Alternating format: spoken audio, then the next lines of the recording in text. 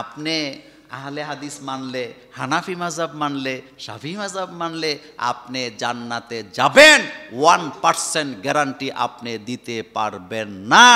জান্নাত আল্লাহ তাকেই দিবে আল্লাহ যাকে জান্নাত দিতে চায়।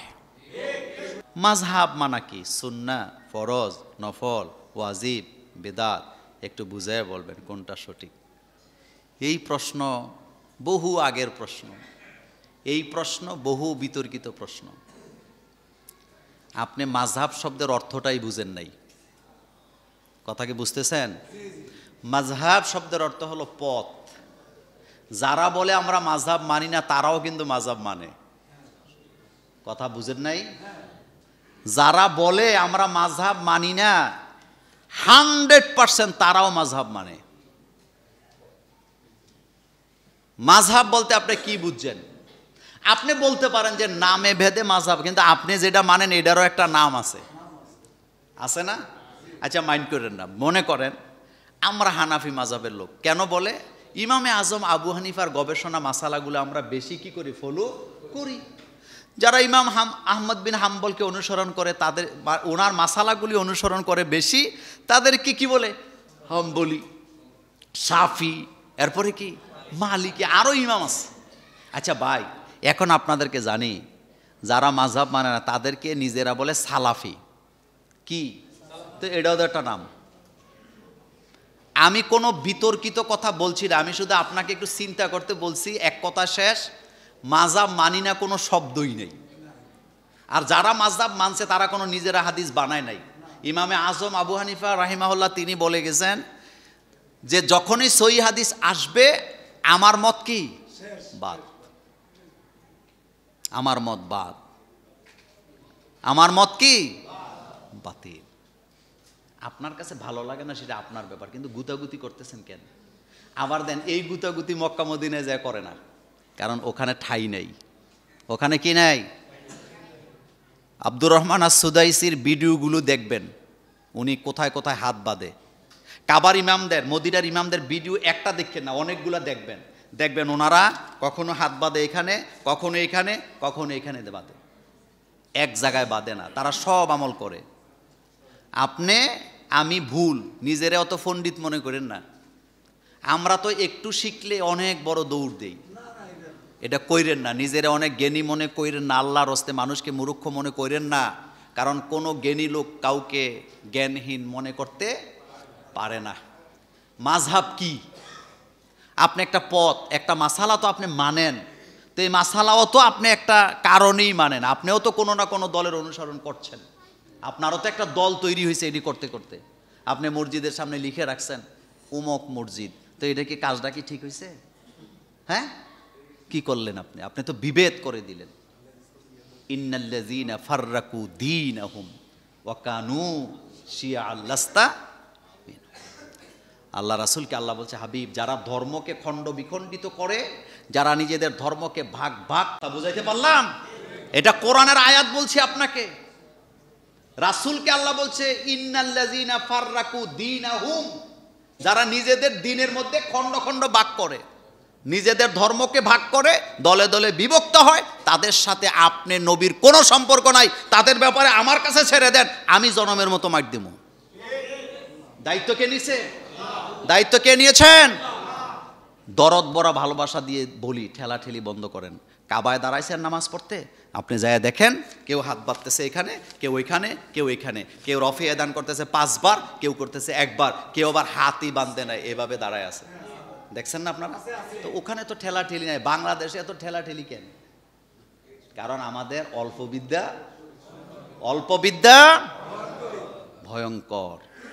কাবার ইমামদের মতো জ্ঞানী আলেম বাংলাদেশে খুঁজে পাবেন না আপনি। আপনি যত বড়াই করেন, মক্কা মদিনার ইমামদের মতো জ্ঞানী আলেম, আরাফাতের ময়দানে যারা খুতবা দেন তাদের মতো জ্ঞানী আলেম পৃথিবীতে খুঁজে পাবেন না।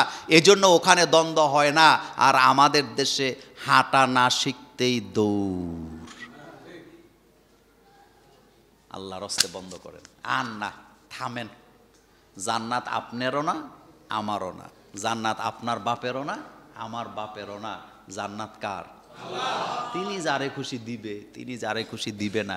আপনি আহলে হাদিস মানলে, হানাফি মাযহাব মানলে, শাফি মাযহাব মানলে আপনি জান্নাতে যাবেন 1% গ্যারান্টি আপনি দিতে পারবেন না।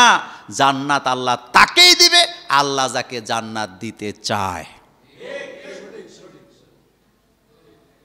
জান্নাত আল্লাহ তাকেই দিবে, যত ফারাফারি করেন লাভ হবে না। কাবার ইমাম জান্নাতে যাবে কোনো গ্যারান্টি? এই যে আমি এখানে বসে আছি, আমি জান্নাতে যাব 1%ও গ্যারান্টি নাই, আল্লাহর কসম কোনো গ্যারান্টি নেই। হাদিসগুলো পড়বেন, আখেরাতের হাসরের মাঠের বিচারের হাদিসগুলো পড়বেন। মা আয়েশার বর্ণনা করা কি হাদিস, রাসূল বলতেছে একজনও ছাড়া পাবে না আল্লাহর দরবার থেকে যদি আল্লাহ ছাড় না দেয়।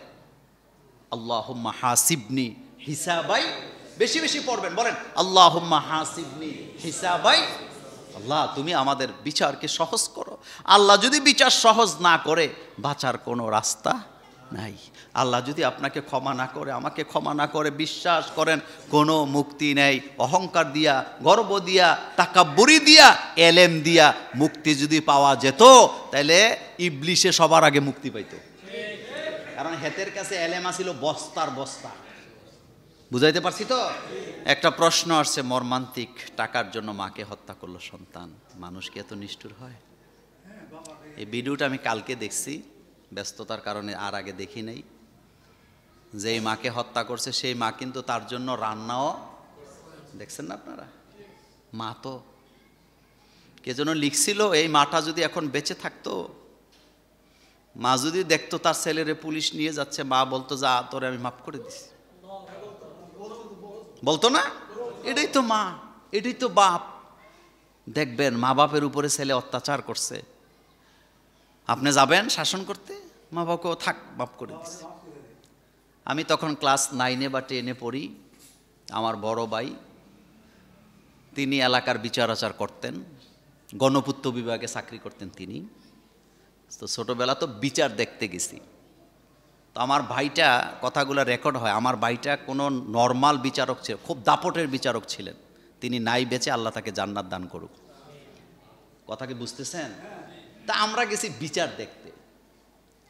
বিচার দেখতে যাই, যেই বিচার দেখছি সেটা বলবো না, তবে পরে দেখছি তার মা আইসা আমার ভাইকে বলতেছে, বাবা থাক, আমার উপরে অত্যাচার করছে তো আমি তার মাফ করে দিলাম। আশ্চর্য হয়ে গেছি তখনকার সময়, আমার গ্রামের ঘটনা। মা তো এটাই, মাকে মারা যায়? মারে তো জোরে কথাও বলা নিষেধ। ওয়ালা তানহার হুমা, দমকি দিয়ে কথা বলাও হত্যা করে দিছে। এটা শিক্ষার জন্য, শিক্ষার অভাব। কিসের অভাব? আবার মারে হত্যা করে দেখছে নর্মাল কিভাবে ইন্টারভিউ দিতেছে, নর্মাল, মনে নাথিং, কিছুই হয়নি, কিছুই যেন। আল্লাহ যেন হেফাজত করে, বলেন আমিন। আল্লাহ যেন আমাদের সন্তানগুলাকে যেন ইসলামের পথে কবুল করে।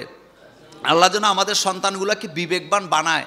আল্লাহ যেন আমাদের সন্তানগুলাকে ভালো মন্দ বুঝার তৌফিক দেয়। আল্লাহ যেন আমাদের সন্তানগুলাকে চক্ষু শীতলকারী সন্তান হিসেবে কবুল করেন। এটা জঘন্য অপরাধ। ইনশাআল্লাহ আবারও কথা হবে আগামী জুমায়। সে পর্যন্ত আল্লাহ আপনাদেরকে ভালো রাখুক। আসসালামু আলাইকুম ওয়া রাহমাতুল্লাহি ওয়া বারাকাতুহু।